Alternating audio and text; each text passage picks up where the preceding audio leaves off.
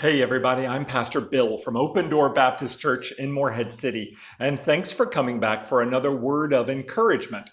These are weekday videos that we're putting out to give us all a tool to use to get our eyes and thoughts and minds back onto God's words of encouragement in His Bible, especially during these times of instability and insecurity and turmoil all around us in the world.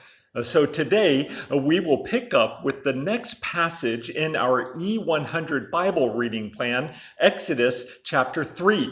Yesterday we saw the birth and adoption of Moses, and today we find the commissioning of Moses as God calls Moses to himself in the burning bush. And he gives Moses a mission. But Moses, of course, is reluctant at first, and he asks God, "How shall I reference you when I talk to the people of Israel?" And this is what God says in chapter 3 of Exodus, beginning in verse 14. God replied to Moses, "I am who I am. This is what you are to say to the Israelites. I am has sent me to you." And later, God will say, "Go and assemble the elders of Israel and say to them, Yahweh, that is, I am, the God of your fathers, the God of Abraham, Isaac, and Jacob, has appeared to me and said, I have paid close attention to you and to what has been done to you in Egypt, and I have promised you that I will bring you up from the misery of Egypt."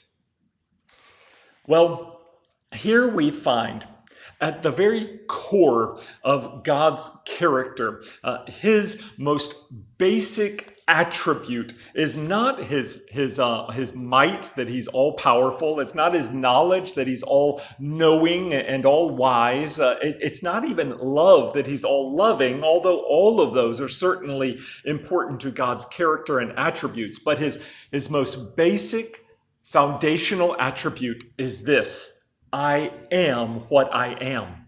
God is self-sufficient. He is self-existent. He's the only necessary being in all of existence. He always was and always will be. There is no point at which God came into existence, because he himself has always existed. This is his most basic attribute or characteristic.